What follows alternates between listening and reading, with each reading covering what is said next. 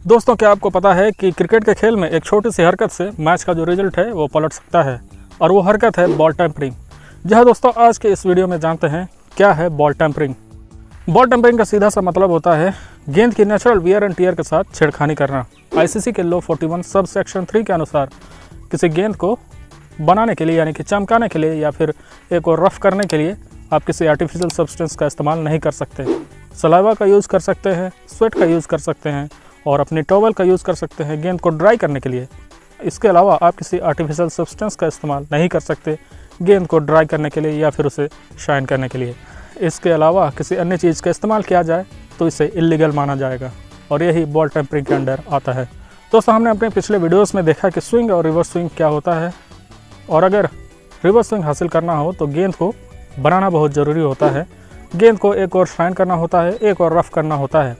तब वो गेंद रिवर्स स्विंग करना स्टार्ट कर देती है। और क्रिकेट के खेल में भी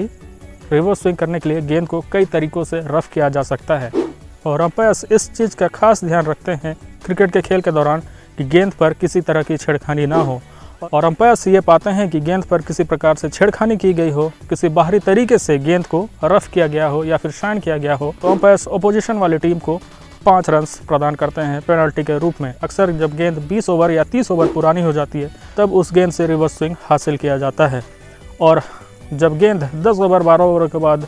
नई गेंद स्विंग करना बंद कर देती है तो खिलाड़ी कई तरह से उस गेंद को रफ कर सकते हैं। पहले के ज़माने में होता यह था कि इतने सारे कैमराज नहीं हुआ करते थे एक मैच को कैप्चर करने के लिए, और खिलाड़ी कई प्रकार से चीज़ों का इस्तेमाल किया करते थे। खिलाड़ी जो है अपनी नेल्स का इस्तेमाल करते थे गेंद को रफ़ करने के लिए, पानी की जो बोतल होती है उसके कैप का इस्तेमाल करते थे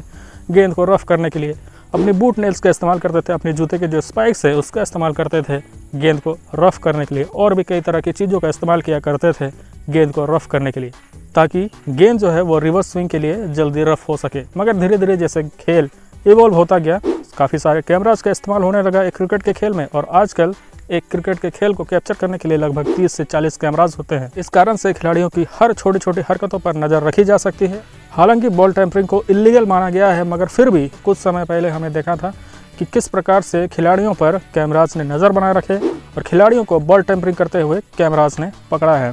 2010 के दौरे पे जब पाकिस्तान की टीम ऑस्ट्रेलिया गई थी वनडे मैचेस खेलने, 5 वनडे मैच, तब 5वें ओडीआई मैच में शाहिद अफरीदी कप्तान थे मोहम्मद यूसुफ की जगह, और शाहिद अफरीदी को कैमराज ने कैप्चर किया था गेंद को बाइट करते हुए,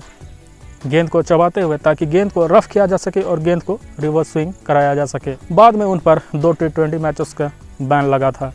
इसी प्रकार से एक इंसिडेंट सैंड पेपर गेट काफ़ी फेमस हुआ था जब ऑस्ट्रेलिया की टीम 2018 के दौरान साउथ अफ्रीका के दौरे पर गई थी, और कैमरून बैनक्रॉफ्ट को टीवी कैमराज ने पकड़ा था जब उन्होंने सैंड पेपर का इस्तेमाल किया था गेंद को रफ करने के लिए।